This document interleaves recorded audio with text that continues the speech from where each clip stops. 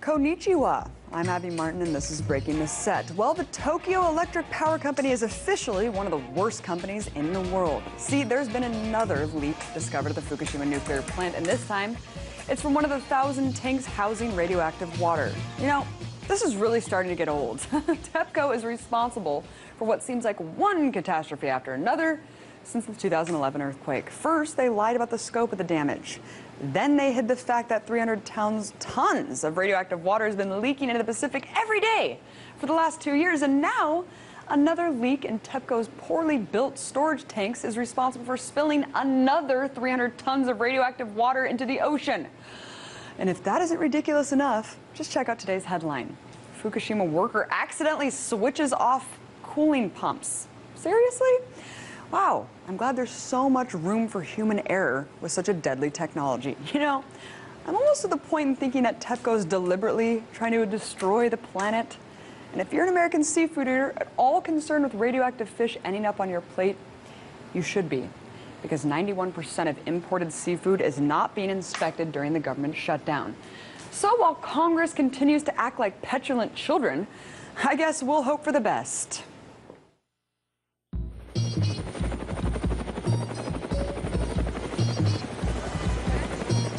It was a terrible mistake, and we're working very hard to make up for it. And once again, we put something on the air that's a flat-out lie. Have you ever had sex with Governor Rick Perry? No, wait, do not answer that. I want you to watch what we're about to do because you've never seen anything like this on television.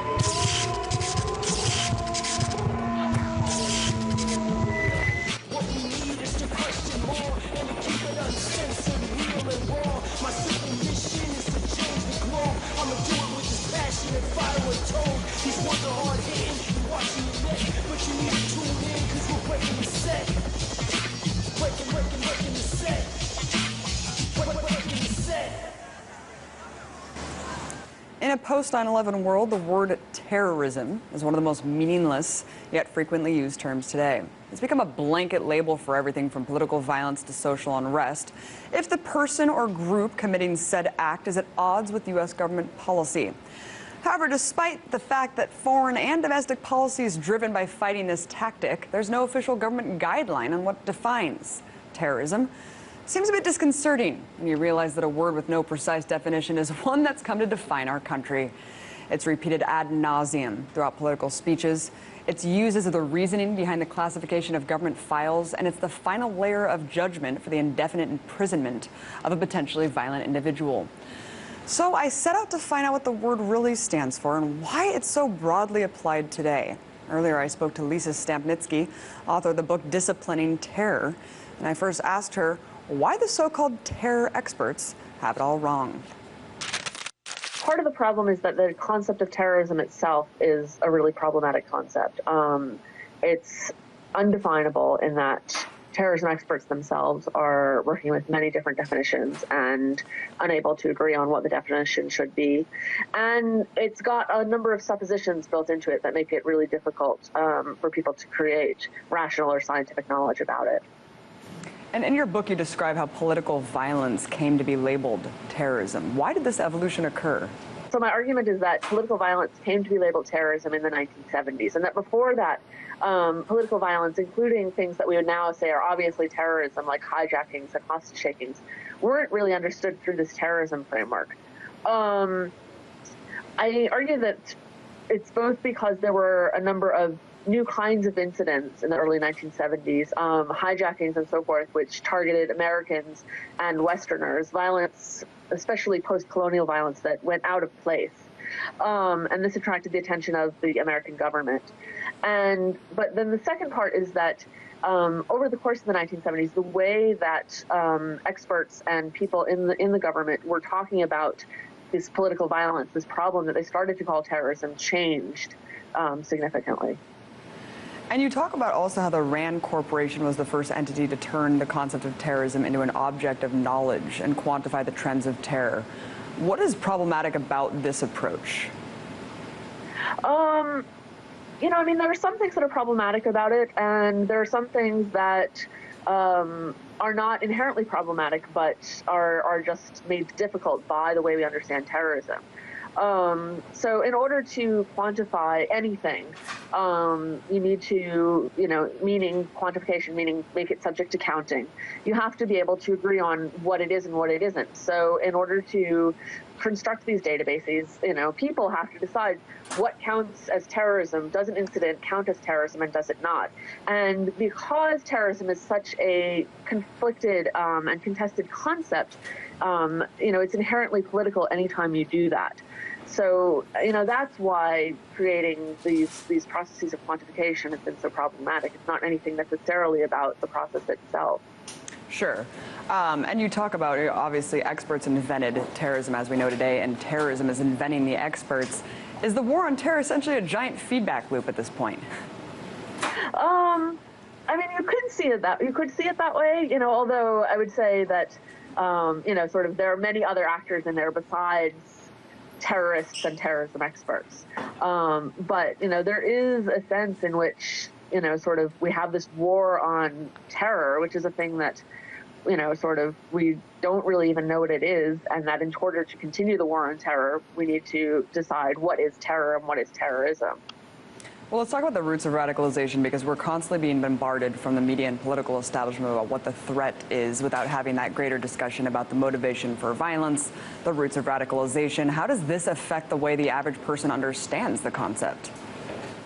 It's funny because one of the things that I argue in the book is that while there is, commonly a question about what are the roots of violence, or, these questions about what radicalizes people, at the same time, one of my arguments is that the way that we came to understand terrorism from the 1970s up until the current period actually precludes us understanding the roots of violence in certain ways, because the concept of terrorism has built into it this idea that terrorists are these immoral, irrational actors. And so in so much as, even in so much as we want to understand why do people commit these acts, there's, in the back of our heads and sort of always echoing in public discourse, these ideas that, well, terrorists are just irrational and they do these things just because they're evil, right? This idea of evil recurred continually throughout the Bush administration particularly. And if something is evil, you don't need to have an explanation. You don't need to understand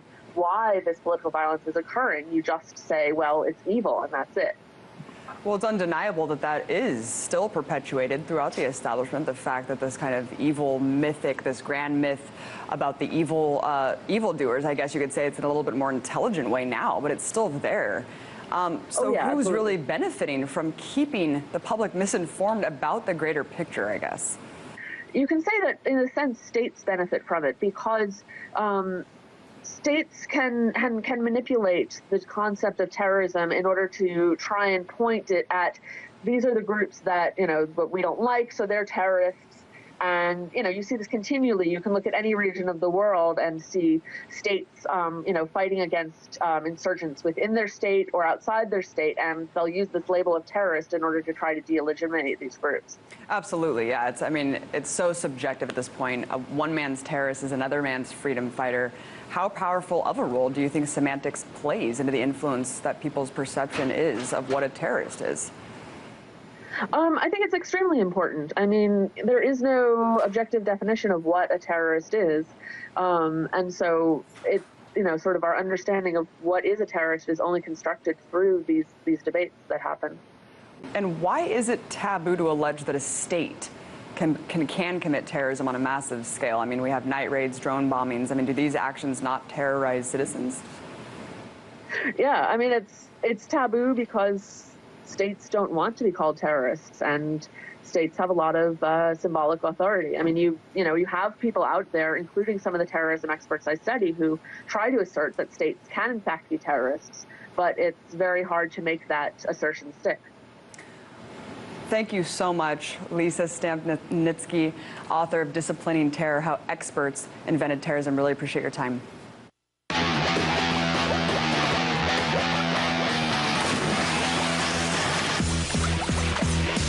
Extraordinary rendition.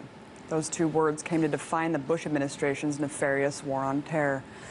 Now the term is forever associated with the U.S. government's abduction and transfer of alleged terrorists to CIA black sites. There, prisoners could be indefinitely detained and tortured. Basically, it's exporting torture.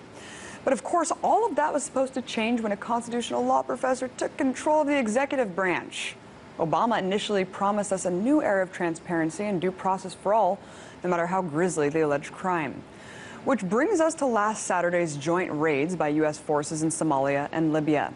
In Somalia, Navy SEAL Team 6, yes, that SEAL Team 6. You know, I'm beginning to wonder if there's even a SEAL Team 1 through 5. Well, they unsuccessfully attempted to capture a high-value al-Shabaab target, presumably in retaliation for the group's deadly siege of a shopping mall in Nairobi last month. Then in Libya, U.S. Delta Force apprehended Abu Anas al-Libi, the alleged mastermind behind the 1998 bombings of U.S. embassies in Kenya and Tanzania, outside of his home in Tripoli. Of course, both of these raids were conducted without the Somali and Libyan government's knowledge and cooperation, which resulted in protests on behalf of Libyans who don't take too kindly to CIA blackbaggers in their country. But according to Secretary of State John Kerry, these actions were 100% legal and appropriate. Sorry, but I fail to see how it's appropriate to usurp the sovereignty of two nations, one over another country's mass shooting and another over a terrorist attack that happened 15 years ago.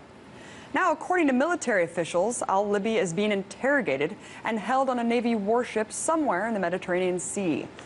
Officials have acknowledged that al-Libi has not been read his Miranda rights and has no access to a lawyer, but will be arraigned in a U.S. courtroom at some point.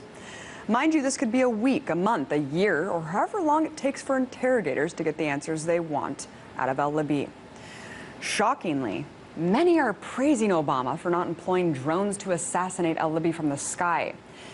This sentiment alone reveals what an utter disgrace the discourse has become. Complimenting the president for illegally kidnapping alleged terrorists and potentially torturing them instead of murdering them only emboldens the false dichotomy of fighting the so-called war on terror. But the most stunning compliment of all came from former White House press secretary for W, Ari Fleischer, who tweeted earlier today, "Bush's fourth term continues. No lawyer interrogation, secret rendition, snatch and grab on sovereign soil, indefinite detention."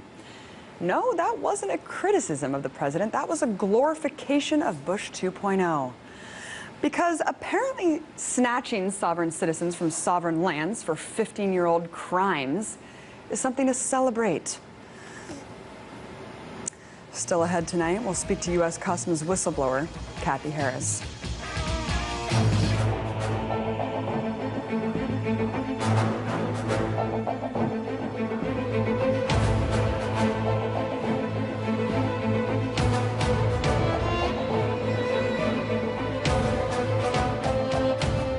I would rather ask questions to people in positions of power instead of speaking on their behalf. And that's why you can find my show, Larry King Now, right here on RT.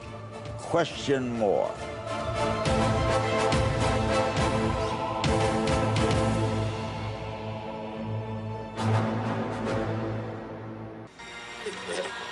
Five seconds. And over the mic is all fueling to go.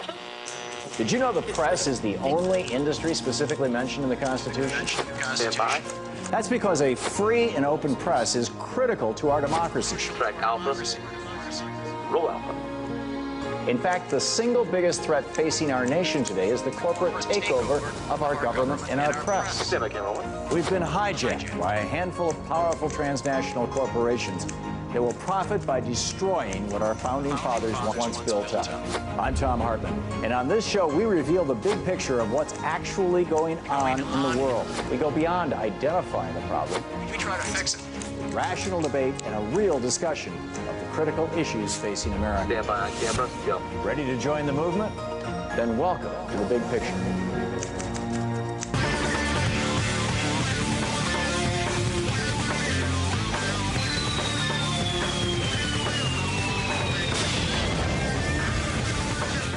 Many of you probably know about Miriam Carey, the woman who crashed into a gate near the White House and was subsequently executed by Capitol Police. And we all know this because the corporate media immediately zeroed in on the unfolding drama and turned it into a media circus, 24/7, frame by frame. But just one day after that tragedy, while pundits were busy psychoanalyzing Carrie's mental condition, this happened. At 4:30 p.m. on October 4th, an unidentified African-American male doused himself in gasoline and lit himself on fire in the heart of Washington, D.C. He later died from his injuries after being airlifted to the hospital. This man chose to commit suicide in the middle of the National Mall, a historic site surrounded by museums and monuments. And before he erupted into flames, witnesses say he shouted something about voting rights and saluted to the Capitol building. Sadly, 3 days later, no one knows who this man was or what his motives for doing this were. But perhaps the most disturbing aspect of this unique incident is the utter lack of coverage from the corporate press. After only a blurb about this burning man, news anchors quickly switched back to talking about Carrie's mental condition and the humdrum of political squabbling on the Hill. So why zero in on one tragic incident at the nation's capital but almost completely ignore the other? Yes, you can argue that the Woman's Act was more sensational and that using a car as a deadly weapon is definitely easy fodder for disaster porn coverage.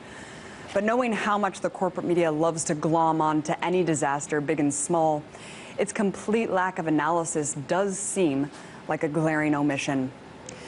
Maybe it's because self-immolation usually signifies a powerful political statement, and it's confusing for people to rationalize someone behind being driven to such an act of desperation in America. You know, the land where dreams are made. I mean, they have to be completely mentally ill or insane, right? Perhaps. But was the Tunisian street vendor who self-immolated and sparked off the entire Arab Spring painted in the same way? No. In fact, he was hailed as a revolutionary, a martyr who was driven to such an act against all political odds. For centuries, self-immolation has long been seen as a form of radical protest against tyrannical regimes. As a child, I remember the media incessantly covering the Buddhist monks self-immolating during the Vietnam War. In fact, this form of protest is far from unique and is actually on the rise in industrialized countries in this era of global austerity and financial uncertainty. Dozens of people have set themselves on fire across Europe because of unemployment. Yet most of these tragic cases receive little to no media attention. In fact, just 1 week ago here in the U.S., a man in a business suit tried to light himself on fire in Houston after declaring that he couldn't find work. Before he was able to light the fire, he was arrested and is now being held for psychiatric evaluation. But are these people crazy? Or is the current environment of hopelessness a state that inevitably drives people to the edge? As Sarah Kendzior, writing for Al Jazeera, so eloquently states, quote, unemployment is not only the loss of a job, it's the loss of dignity, it's the loss of the present, and over time, the ability to imagine a future. It is hopelessness and shame, an open struggle everyone witnesses but pretends not to see. As a social and political crisis we tell a man to solve and blame him when he cannot. Sarah suggests that for the many who face these bleak conditions, self-immolation is a way to matter in the moment. Like the case of Malachi Richter, a Chicago man who self-immolated in 2006 to protest the Iraq War. He used his dying moment to send a powerful and eloquent message that made nothing more than a crazy man blip on the news. He wrote, quote, if I'm required to pay for your barbaric war, I choose not to live in your world. I refuse to finance the mass murder of innocent civilians who did nothing to threaten our country. I will not participate in your charade. My conscience will not allow me to be part of your crusade. Now, while this may be an uncomfortable topic for many, it's important that we pay attention and approach this ultimate self-sacrifice with empathy and compassion. Only then can we change the conditions that bring someone to such an act.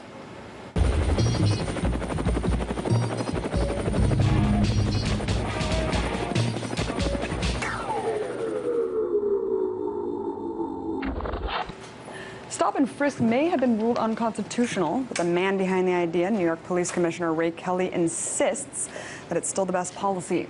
No surprise there, considering Kelly's history of implementing similar racially motivated policy prescriptions throughout his law enforcement tenure. In fact, as Customs Commissioner between 1998 and 2001, Kelly was subject to congressional scrutiny after an overwhelming amount of complaints about searches that disproportionately targeted African Americans. It was during this time that former U.S. Customs Inspector Kathy Harris blew the whistle on the agency for its blatant racial profiling. And later, a GAO report confirmed that black women were 9 times more likely to be frisked than white women. And now that Ray Kelly is being eyed as the top candidate for head of Homeland Security, Kathy Harris is speaking out again.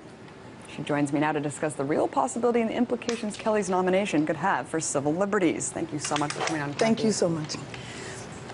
So your story is in this book, the Kathy Harris story, and let's go back to when you blew the whistle in 1998. You blew the whistle on abuse within the U.S. Customs Office. What did you see that was kind of like the straw that broke the camel's back? Well, the fact that all the women, African-American women, were being taken to hospital and detained there for 4 days. They were being handcuffed to the bed for 4 days in order for my co-workers to make overtime money. And I just got sick of seeing it. I'm sorry, they were detained for 4 days? 4 days at the hospital. Wow. And way more, I mean, disproportionately to other races. Right. Talk about some other discriminatory practices that you saw during Well, this time. in Miami, what they were doing down there, they were just handcuffing women to chairs to force them to have these strip searches. And the women that refused the strip searches, again, they would just handcuff them to the chairs outside the search room. So when all the travelers came in the country, they would ask us, well, why are all the women handcuffed to chairs? So it was a form of intimidation for these women to have these abusive pat-downs and illegal strip searches. And you said that when people did speak out and filed complaints, they were actually blacklisted. Yeah, they were blacklisted. Ray Kelly came in the agency and he told high-ranking managers to go after anyone who files an EEO complaint. Most whistleblowers are also EEO complainants. So Ray Kelly fired over 100 whistleblowers, and he created policies and procedures which made it harder, which made it easier for these employees to be fired. What were some of those policies? Because 100 is an insane number. Well, a bunch of them was out of Miami, because down there, a reporter from Miami was also reporting on what was going on, some of the internal abuses. So again, it was just all kind of things that they were doing internally, mismanaging the agency, the agents, the inspectors, just a lot of things. And a lot of people came out and blew the whistle. Supervisor, high-ranking manager, GS-13, GS-14s, and Ray Kelly came in and he just fired all these people. That's how he was able to silence all of the travelers, because everybody who was speaking out against the travelers' abuse or against internal practices, he just fired them. And I wanted to make this clear for the audience that Ray Kelly was actually hired to deal with the racial profiling, which is actually hilarious considering how he exacerbated the problem tenfold. I mean, would you say that considering how he actually came in here to rectify it but made it worse, does this problem go beyond just one bad apple? I mean, was this systematic? It was always systematic. I mean, the racial profiling had took places for years before I came forward. I had seen it since the border, El Paso border, what they did to women down there. Then I went to Miami, I saw it there. Then I came to Atlanta and I saw it there. So I had to eventually come forward and expose the abuses. You know, and as we know, Ray Kelly is, of course, currently the head of the NYPD. He's the NYPD commissioner and the favorite pick for the DHS. If he is appointed, what sort of policies do you think that we can expect to see? Well, I just think anything that he does, if he gets back in the agency, is going to cause the employees to really have a, despair and hopelessness. People are on edge right now. They've lost a lot of hope. And to put a person like Ray Kelly back over Homeland Security, it's just going to be a bad thing to do right now for the employees. Why do you think that even though judges ruled the stop and frisk unconstitutional, why is it still being used? Well, I'm not sure about that, but the thing about it, if Ray Kelly gets back in the agency, he's very anti-whistleblower. He's anti-employee. Now, when the Whistleblower Protection Act passed in December of last year, NSA whistleblowers and intelligence whistleblowers wasn't covered. Also, TSA whistleblowers wasn't covered. So if Ray Kelly gets back in as Homeland Security Chief, of course he's going to go after the TSA whistleblowers. He's going to go after all these other whistleblowers. So again, we do not want him. I think I speak for everybody. Even though I left there 8 years ago, I still know what's going on, and I speak for all the employees. They do not want Ray Kelly back in the agency. Have you been following his record as the NYPD commissioner? I mean, what has he been doing there that kind of proves your point? Well, he's been making statements saying that African Americans deserve to be stopped and frisked more than any other race simply because they commit more crimes. That is what he's been telling people in the news. I mean, he not only promotes racial profiling, but he allows it to take place. I guess the biggest question of all is, why is this administration even thinking about appointing someone who is just openly racist and implementing such a ridiculous, unconstitutional program in New York? I have no idea why they're thinking about electing him. I mean, I'm sure there are some other candidates which would do a better job. It's just that I'm just hoping that they don't put this guy back in his position. Do you think it's strange at all that this administration is almost rewarding someone for just having complete disregard for civil liberties? But that's how the federal government works. I mean, I was a federal government employee for 27 years, and they reward the bad and punish the good. They've always done that. Why? That's horrible. But that's the federal government. That's just how they operate. They go after people who file EEO complaints, even though it's their right to file these complaints. That is just how the system is set up. We've tried to fix the system. There are all kind of organizations out there that have tried to fix the system, and they can't. The whole EEOC system needs to be abolished and redone again. And they've tried to do this, and at this point, it's no hope. Well, I guess, yeah. I mean, that, you have your book out. You're trying to lobby to prevent his appointment from going through, of course. What can people do to help prevent this? But really, as you just said, the system's broken. I mean, aren't you worried that someone kind of like Ray Kelly will just get in that role anyway? Well, if he do, what we need to do is form an oversight committee to monitor whoever they put in this position, to monitor everything that they do. But right now, everybody needs to go to all their legislators and tell their legislators to block this nomination. And what can people do to help sign that petition? Well, there's tons of petitions on the internet. So just Google the petitions on the internet, block Ray Kelly. There's a ton of petitions. So we want everybody to sign the petitions and to go to your legislators and tell them to block the election of Ray Kelly. All right, well, I'm with you there. Thank you so much for coming on and sharing your story. Kathy Harris, former Customs and Border Patrol Senior Officer and Whistleblower. Appreciate it. Okay. If you're wondering what I'm doing when I'm not on air, check me out on Twitter at Abby Martin. If you like what you see, you can follow me there. Find all my tweets linking to segments from the show, as well as random thoughts I have throughout the day. And also, please help us get Breaking the Set trending on Twitter. Occasionally I'll throw out some hashtags we can get trending on the Twitter sphere, but only with your help. So head to twitter.com, check me out at Abby Martin. And that's it for our show today, you guys. See you tomorrow. Have a great night. Be right here to Break the Set.